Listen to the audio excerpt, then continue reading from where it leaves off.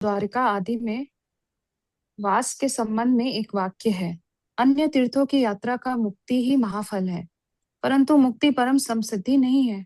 मुक्ति होने के बाद भगवत भक्ति के भग, हाँ, भगवत भक्ति के परायण होना है। ब्रह्मभूत हो जाने पर ही भक्ति योग की प्राप्ति होती है। अतः प्रेममयी भगवत भक्ति ही जीवन का परम लक्ष्य है, और क्षण भर के लिए भी मथुरावास करने वाले के लिए यह अत्यंत सुलभ हो जाती है। आगे कहा है, ऐसा कौन बुद्धिमान है जो मथुरा का सेवन नहीं करेगा। मथुरा सकाम कर्मियों और पर ब्रह्म से एक हो जाने के अभिलाषी मुमुक्षुओं को सर्वाभीष्ट का दान करने वाली है। फिर भक्ति चाहने वाले भक्तों को भक्ति क्यों नहीं देगी, अर्थात अवश्य देगी। वैदिक शास्त्रों में अन्यत्र कहा है, अहो वैकुंठ से भी अतिशय महामयी यह मथुरा कितनी धन्या है। यहाँ एक दिन रहने से भी हृदय में कृष्ण भक्ति उदित हो जाती है। हरे कृष्ण प्रभु जी। हरे कृष्ण। तो श्री मथुरा मंडल में स्थिति मथुरावास मथुरावास का महात्म्य जो है वो हम लोग देख रहे हैं अभी।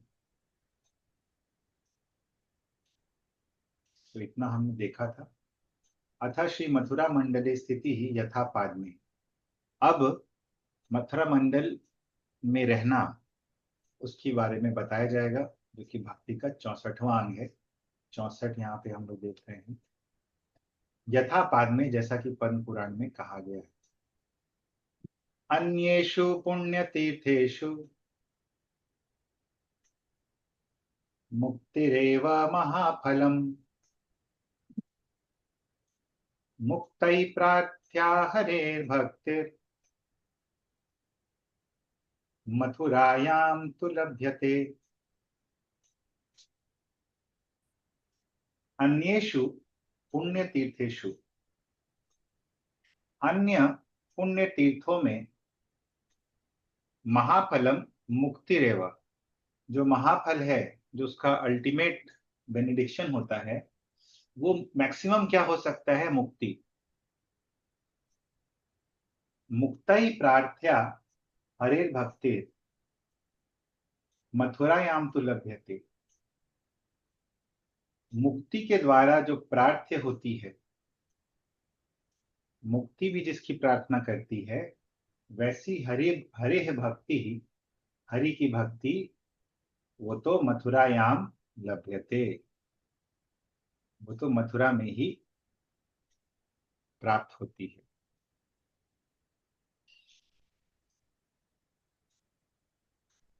मुक्तै प्रार्थ्या हरेर भक्ति भक्तिर्तु मथुरायाम लभ्यते। इसका मतलब है, त्रिवर्गदा कामिना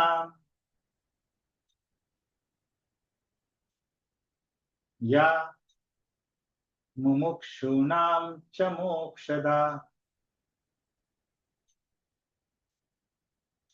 भक्तिच्छोद भक्तिदा कस्तां मथुरां नाश्रये बुधः।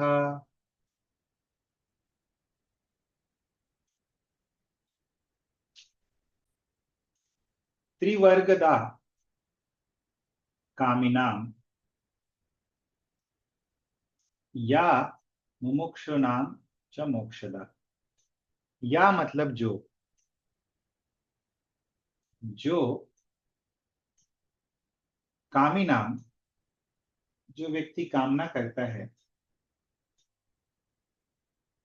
किसी भी भौतिक वस्तु की, धर्म अर्थ काम,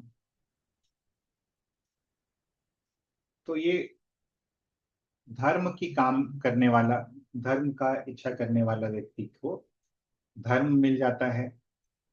अर्थ की इच्छा करने वाले व्यक्ति को अर्थदा, अर्थ प्रदान हो जाता है। और काम की इच्छा करने वाले को काम प्रदान कर देती है। कौन सी चीज, मथुरा का आश्रय। तो धर्म अर्थ काम, इनको त्रिवर्ग कहा जाता है।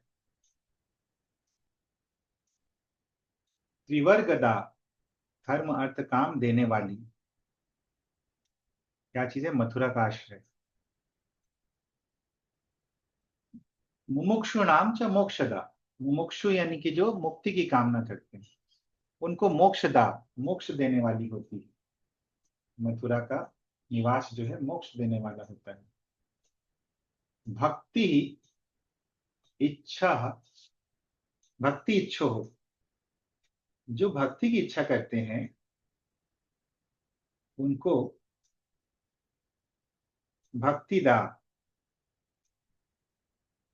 दे देती है मथुरा। कह बुधः ताम मथुराम नाश्रयेत्, कौन बुद्धिमान उस मथुरा का आश्रय नहीं लेगा।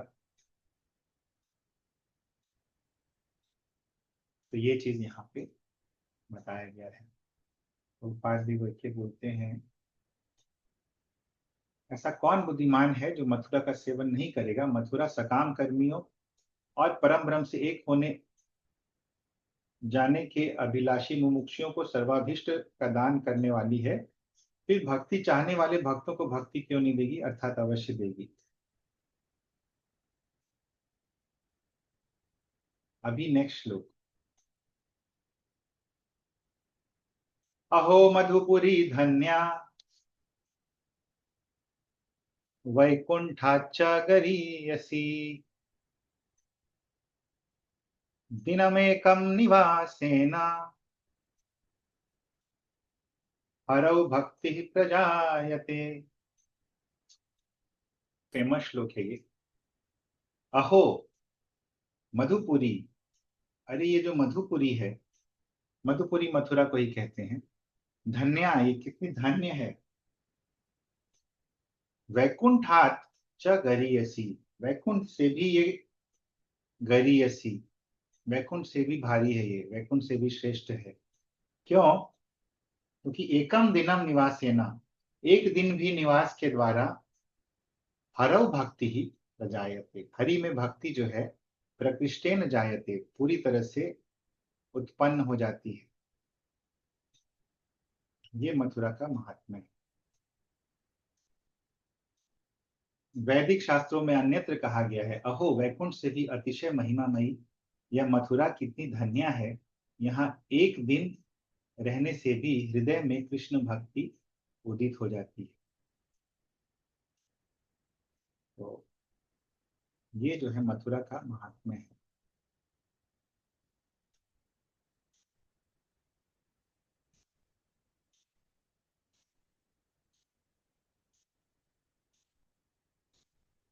अभी ये अगला जो श्लोक है वो हम लोग अगली बार देखेंगे। भक्ति के जो 5 सबसे ज्यादा शक्तिशाली अंग हैं वो कौन है, 5 शक्तिशाली साधन क्या है भक्ति के, वो हम लोग अगले क्लास में देखेंगे। जो लास्ट 5 के अंग हैं ये सबसे शक्तिशाली माने जाते हैं, सबसे ज्यादा पावरफुल माने जाते हैं।